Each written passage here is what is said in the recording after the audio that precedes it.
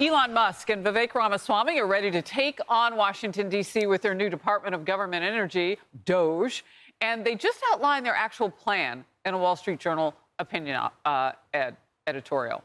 It has several key points. One, identifying what could be cut. Two, slashing regulations using existing laws. Three, slimming the federal workforce and cutting costs and saving taxpayers money. A big undertaking, they admit. However, Musk and Ramaswamy are confident they can get it done. And you know they have a deadline, right?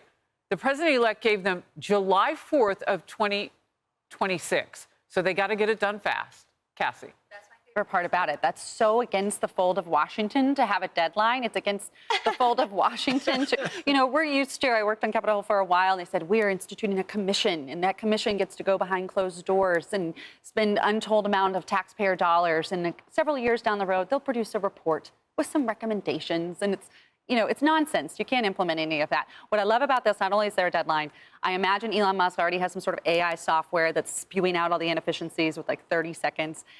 And then I also love that he's got X. They have a platform in real time to report their findings and put the pressure on agencies or elected officials to say, you going to do it or you want me to? So I am optimistic about this more so than past efforts. So it's interesting you mention that, because I've been telling viewers for about a week now how much I like this X page because it's got facts on it. And so their last post, they don't post as often either. It's like 12 hours ago.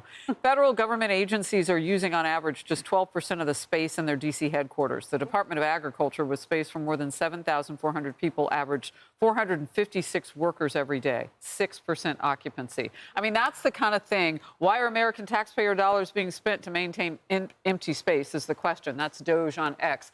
So if nothing else, look at how much we're going to learn, Emily, about where our tax dollars are actually going. Right. Well, Open the Books has been dedicated to that for years. We've covered it extensively on this couch. The massive open, unused buildings totaling $1 billion in assets throughout the country. The overpayments that we can't claw back totaling $1 trillion. So to me, as a former federal attorney and member of this bloat, I can't impart enough how difficult it is to ever get back a dollar. We've covered even with the IRS, where they spend $7 to get back a dollar that they claim was owed. So I want everyone to understand, too, that the sort of notion that in everything other than recipes, you always want to audit. You always want to clean house. You always say, how can we do it better? Right? Well, I was thinking, like, what do I want to say? It's always keep the same recipes. But everything else, it's not, well, that's how we've always done it. But the government, for some reason, people wanted that to remain the same. Absolutely not. You don't want to keep paper records. So everything should be absolutely open to sunlight. But people keep in mind, it's not just paying for shrimp on treadmills. It is the overpayments, the inefficiency, the unused buildings where you look and you say, wait a minute, we were paying these billions of dollars per year on waste. Right. On waste. On and nothing. now everybody can just see it on X. That's right. So bravo to this disruption, which that word's annoying. So that's what we need. A little nervous about the pecan pie that I'm going to make for Thanksgiving. Keep it the same. Don't change a thing. Recipes, don't change a thing. Thank you. Time Magazine is wondering what's next on Elon Musk's to-do list with their latest cover titled Citizen Musk. Griff. Look, if you didn't think that the guy that wants to put a man on Mars, whose SpaceX program rescued 2 astronauts stuck because the government and NASA and Boeing couldn't bring them back. Remember those astronauts stuck up there? Yeah. If you didn't think that that visionary CEO can't slow that debt clock a few blocks down here from slowing down, you bet. And it's not just going to be the shrimp on treadmills. I've covered the pork barrel stories, gone to studying blowing up beaver dams in Mississippi years ago, the bridge to nowhere in Alaska. That's not what he's talking about. He's talking about shutting down the big stuff, the departments and the entire entities that are just a drain on the government, our tax dollars, but also stopping the unelected people that work at those agencies that spend that money because that's their job. Yeah, all right, one more from the DOGE X post.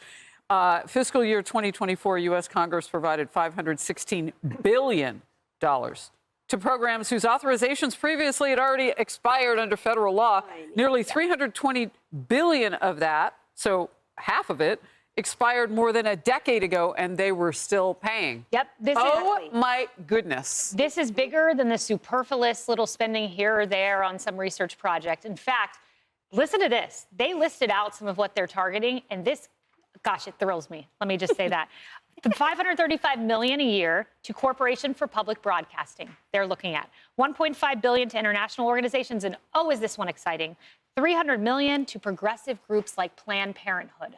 They wrote in a Washington Wall Street Journal op-ed, Vivek Ramaswamy and Elon Musk, that they're targeting that spending. They believe this 1974 law is unconstitutional and that the president can unilaterally do this through executive action. They're going to go to the Supreme Court. We have a 6-3 majority there. They're very confident. They've thought this out methodically. And you progressive programs, I mean, be on watch. Yeah, let's just get a list of the Democrats who are going to say, no, we need bigger government. As they begin to cut. It'll be interesting. Yeah. More Outnumbered next. Hey everyone, I'm Emily Campagno. Catch me and my co-hosts Harris Faulkner and Kaylee McEnany on Outnumbered every weekday at 12 p.m. Eastern, or set your DVR. Also, don't forget to subscribe to the Fox News YouTube page for daily highlights.